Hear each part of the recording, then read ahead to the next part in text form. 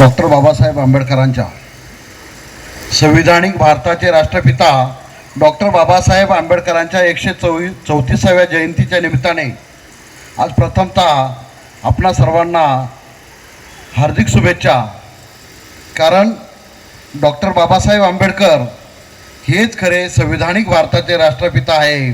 कोणते राष्ट्रपिता माहीत नाही कोणत्या देशाचे आहेत मला, परंतु संविधानिक भारताचे राष्ट्रपिता फक्त डॉक्टर बाबासाहेब आंबेडकरच आहे।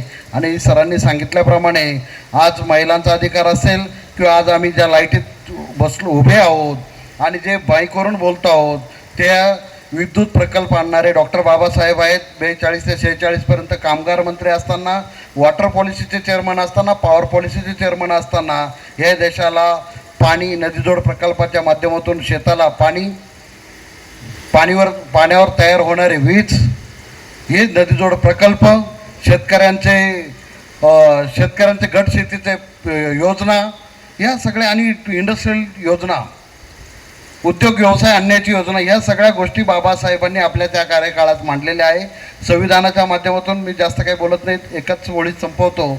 संविधानाच्या माध्यमातून आम्हा सर्वांना जे अधिकार दिलेले आहेत ते अधिकार आज संपुष्टात आणण्याच्यासाठी धडपडत आहेत। एक शक्ती धडपडत आहे। आतापर्यंत एका शक्तीने पडद्याआडून काम केलं, दुसरी शक्ती उघड काम करीत आहे। आणि आम्ही जर खरे आंबेडकरीवादी असोल तर या दोन्ही शक्तींना आमचा विरोध आहे।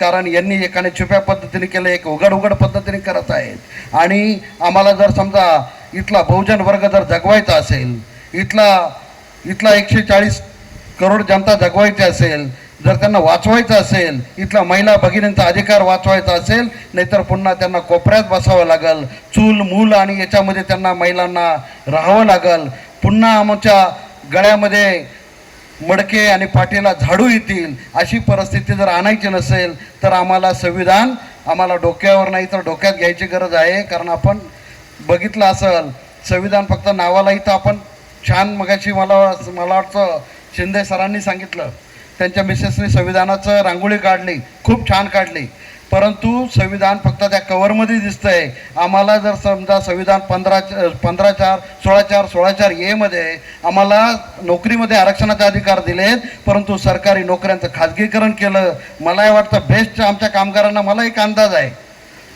12 तासाचे 27,500 रुपये पगार मिळतो, परंतु जर आम्हाला कायद्यामध्ये आम्हाला 8 घंट्याचा किमान वेतन हे 30,500 रुपये आहे, तरीसुद्धा आपल्याला असंविधानिक मार्गाने 27,500 पगार 12 घंट्याचा दिला जातो। इथली वसाहती आहे म्हणून मला बोलावंच वाटलं। अशा पद्धतीने असंविधानिक कामकाज चालतं।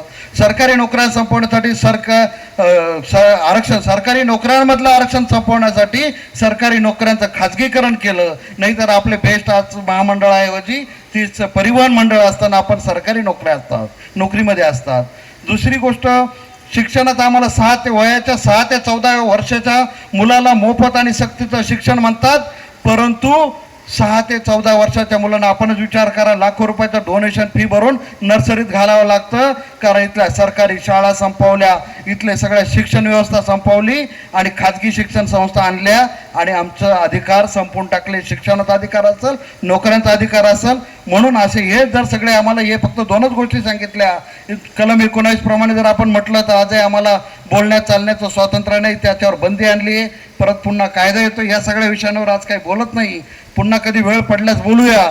परंतु हे सगळं आम्हाला वाचवायचं असेल तर आजच्या दिवशी आम्ही, मला वाटतं आपण या दिवशी हा सगळा एक शपथ घेऊया का याच्यानंतर आजपासून प्रत्येक आंबेडकरवादी माणूस हा संविधान वाचवण्यासाठी, आणि ते पहिल्यांदा समजून घेऊ संविधानात काय आहे, तेव्हाच आपल्याला ते वाचवायचं समजेल। आणि अशी शपथ घेऊ आम्ही संविधान वाचवण्यासाठी, बाबासाहेबांचे विचार पुढे नेण्यासाठीच कार्यरत राहू, अशी शपथ घेऊ। आणि मला वाटतं एवढं बोलून मी थांबतो। जय भीम, जय बुद्ध, जय प्रबुद्ध भारत।